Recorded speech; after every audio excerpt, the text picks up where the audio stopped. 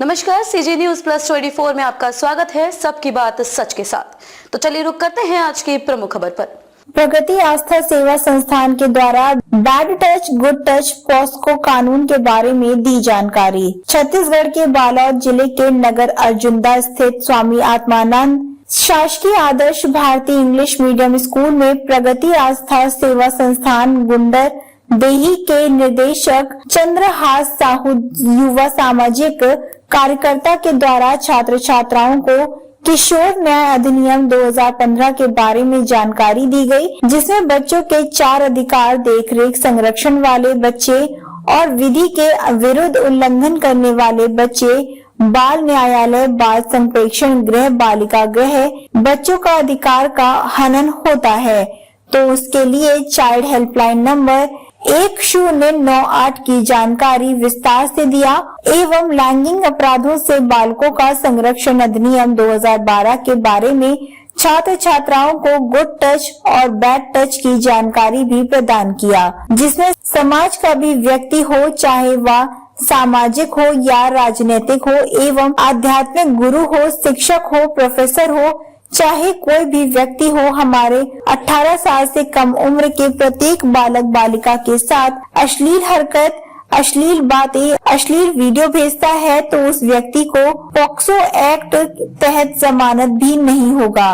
बच्चों के बेहतर सुरक्षा और संरक्षण के लिए सरकार इस तरह से कड़ा कानून व्यवस्था बनाए गए हैं, उसका पालन करना समाज के हर एक व्यक्ति की नैतिक जिम्मेदारी है। इस अवसर पर संस्था के प्राचार्य नीलम कौर ने कहा कि प्रत्येक बच्चों को उनके अधिकारों की जानकारी होना चाहिए, इसीलिए सभी विद्यालय स्तर पर ऐसे कार्यक्रम होना ही चाहिए। इसके बाद आए हुए अतिथियों का आभार व्यक्त की गई। विशेष अतिथि प्रणेश जैन, अध्यक्ष भाजपा मंडल अर्जुंदा, भास्कर साहू बाल मनोविज्ञान प्रशिक्षक एवं संस्था के सभी शिक्षक साथीगण कार्यशाला पर उपस्थित रहे। आर के देवांगन की खास रिपोर्ट। कानून है, आप लोग ध्यान रखिए, बॉय स्पेशली, है ना।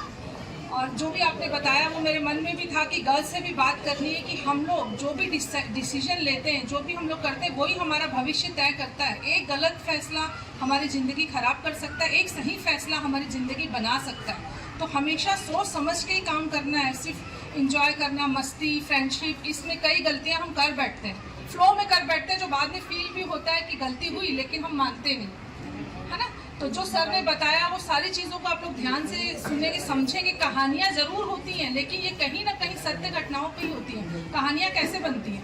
जो चीज़ें होती रहती हैं उसी पे कहानी बनती है ना। हमारे माँ बाप हमको भेज रहे हैं, कितना मेहनत करते हैं, वो हर चीज़ बताते नहीं है। पेरेंट्स जो उनको परेशानियाँ हैं वो नहीं बताएंगे कभी भी, वो वही जानते हैं, लेकिन वो अपने बच्चों को भेजते हैं। तो हमको क्या लगता है कि कुछ नहीं, बढ़िया है, कोई टेंशन नहीं हमारे पेरेंट्स को। तो करेंगे, ठीक है जी, ओके।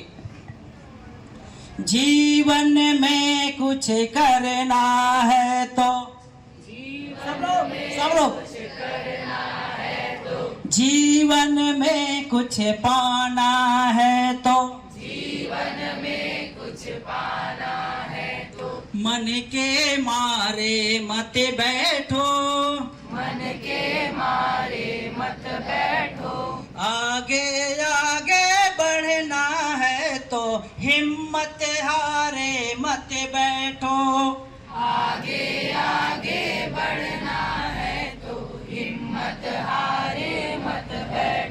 चलने वाला मंजिल पाता,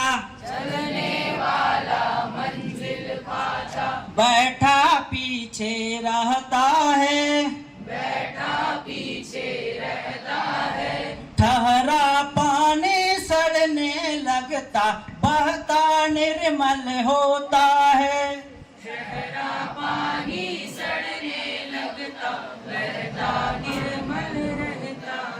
पाँव मिले चले। बच्चों का 4 अधिकार लागू हुआ, ठीक है जी। उसमें जो पहला अधिकार है जीवन जीने का अधिकार, पहला क्या अधिकार है? जीवन जीने का अधिकार। दूसरा जो अधिकार है विकास का अधिकार, कौन सा? विकास का अधिकार। तीसरा जो अधिकार है सुरक्षा का अधिकार, कौन सा?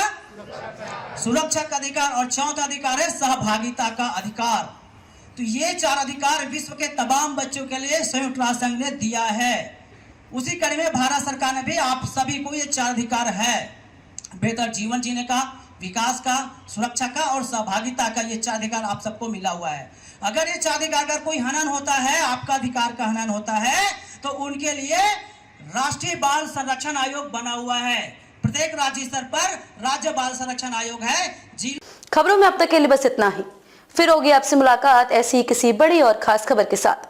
तब तक के लिए नमस्कार और देखते रहिए CG News Plus 24।